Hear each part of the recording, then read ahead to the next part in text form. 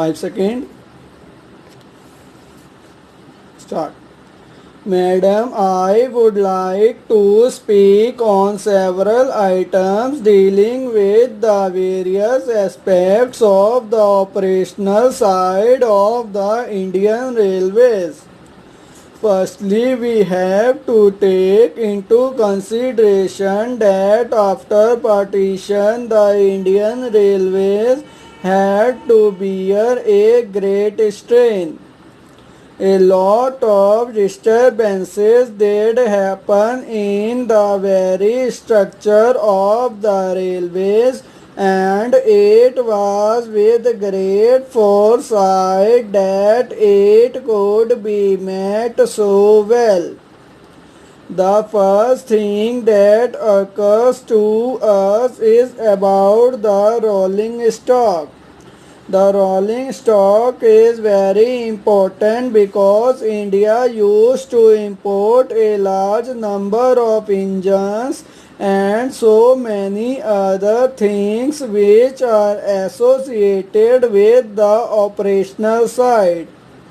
It is very heartening to see that today most of these things are being produced in India.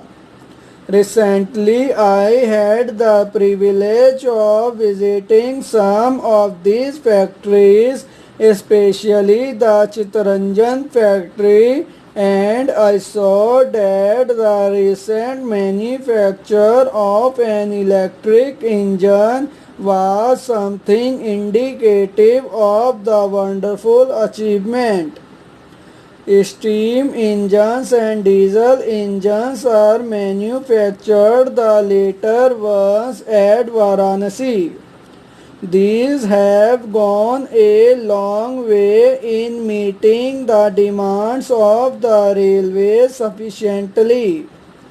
As far as many other things connected with the electric equipment are concerned, I find that they are also produced in a large number at Bhopal at the heavy electricals factory, which I had the privilege of visiting only the other day, and they have given a very good account of themselves. These things should augur well for future activities as far as the railways are concerned. Madam, about the amenities and so many other things concerning the second class passengers, the railways have done very well.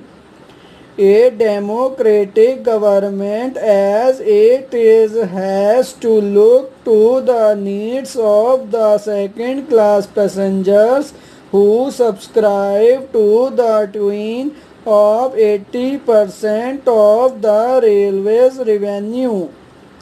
Installation of fans in coaches, construction of passenger halls, and above all, the abolition of the invidious distinction about exit and entry of the passengers do speak very well of the administrative side. And apart from the amenities, the exciting thing that we see is that those people who have been working, I mean the railway staff, have also been accorded a number of facilities. At some places, it was a heartening scene to see students taking wholesome meals which were subsidized by the administration. These are some of the points to which I have to draw your attention.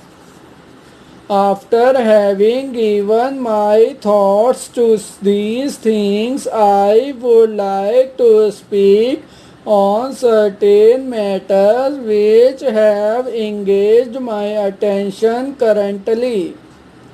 Madam, I feel that at this hour we have to devote our attention to saving every rupee that we can. In that context, I say that as far as construction of buildings is concerned, it would be done in the same perspective. I mean, there are stations which have been demolished, stations which could have been quite serviceable for years to come. There were some very good stations, they were quite strong ones. Some were given a new look. At this hour of emergency, when we need every rupee to be saved, this has to be given serious consideration too. The second point that I would like to bring to the notice of the Honorable Minister of Railways is that as far as the narrow gauge railway lines are concerned, I have gone through some of their financial aspects and I am not really happy. I feel that as early as possible the narrow gauge should be abolished because if you could save to the tune of rupees 2.5 crores annually and the same could be invested in converting the line into broad gauge or even meter gauge, that would be a better project. I understand that the railway board is also giving serious consideration to this aspect of the thing.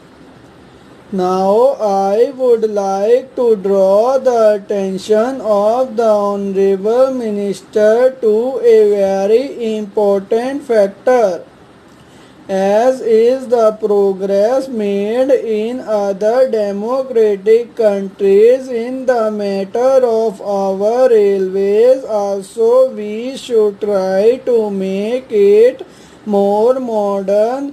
We should rationalize it and also make it modern in a manner which may compare favorably with the railways in other advanced countries of the world which have gone much ahead of us. I mean in this connection that our research designs and standards organization should be given more consideration than has been given to it so far. Madam, I can quite in this context some of the organizations working in various countries, especially in Japan, Britain and America. Japan is one country which has gone far ahead of even many of the Western countries. Those who have seen the performance of the Japanese railways will bear me out that it is an amazing feat how the entire system has gradually been developed, how it is all more or less electrical equipment and electrical operations with manual labor employed at least. Whereas we have the steam locomotive and some of the crude methods for operations on the railways, Japan has gone far ahead of us.